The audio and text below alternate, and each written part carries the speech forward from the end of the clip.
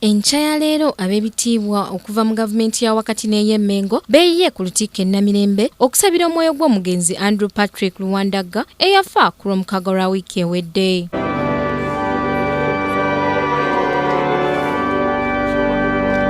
Mu bo kubaddeko minisita omubeezi w'ebyemizannyo Charles Bakabulinde, minisita wa Kampala Bet Olive Namisango Kamya, nampala wa gavumenti Ruth Nankabirwa, omubaka wa Makindye West Alan Sewanyana, eyaliko Ssaabaminisita Professor Apollo Nsibambi, abakungu okuva mu gavumenti y'Emmengo nga mwe muli minisita w'ebyobuwangwa Dennis Walusimbi, pulezidenti wa FUFA Engineer Moses Magogo n'abalala bangi.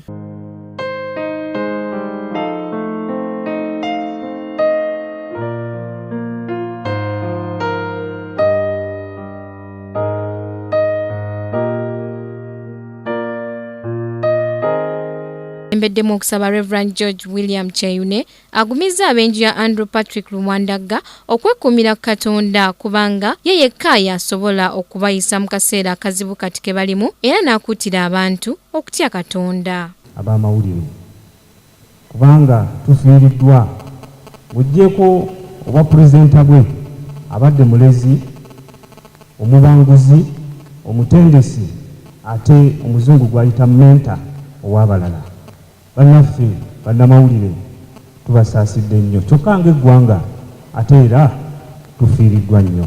Minisita omubeezi w'ebyemizannyo Charles Bakabulinde nga yakiikiridde minisita w'ebyenjigiriza n'ebyemizannyo Janet Katawa Museveni ategeezezza ng'eggwanga bwe lifiiriddwa omuntu omumanyi atasobola kuddizibwawo era n'agumya abafamire y'omugenzi n'obukadde 3.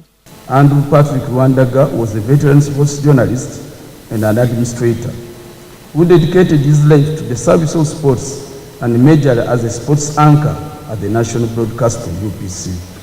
He was a true professional and also served as the president of Uganda Sports Press Association, USPA. He trained and mentored many outstanding sports journalists or personalities in the country. Andrew also served as a board member of National War Memorial Stadium with dedication for 2 years. Bamulekwa b'omugenzi nga bakulembeddwamu Julius Kaye mutabani w'omugenzi bategeezezza nga kitaabwe wabadde omuntu mulamu era omugumiikiriza ng'abadde ayagala nnyo famire ye. Taata waffe oyo abadde atwagala nnyo ng'abaana kuviira ddala ku muto paka ku mukulu. Atuweeredde era atulaze amakubo ge tulina okuyitamu nsi. Bo abantu ab'enjawulo omugenzi bamwogeddeko ng'omuntu mulamu atasangika ng'era eggwanga lifiiriddwa kinene. Omulenzi omuvubuka ono yali wa mazima, teyabba. Abantu bangi mwebale.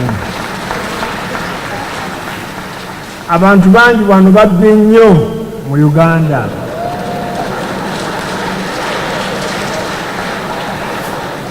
Naye ono n'abeera mu sports n'atabba mukubireko mu ngalo nate.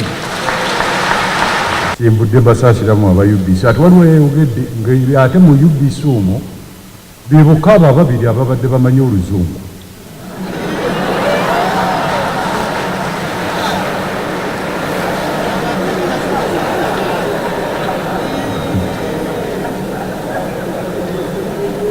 Sinze waliwo omwogezi eyabyogedde wano. Kyetweyama ffe nga bannabyamizannyo okwongera okukola ebirungi ebyo omugenzi byabadde afubanira mu nsi muno n'okulaba nti tweyongera okwegatta tusobole okukuza ebyemizannyo wano mu Uganda. Omubiri gw'omugenzi gugalamiziddwa ku bijja bya jjajjaabe ku kyalo Wamala. Ku lwa Kingdom TV, Samla Hanifa amalindirire.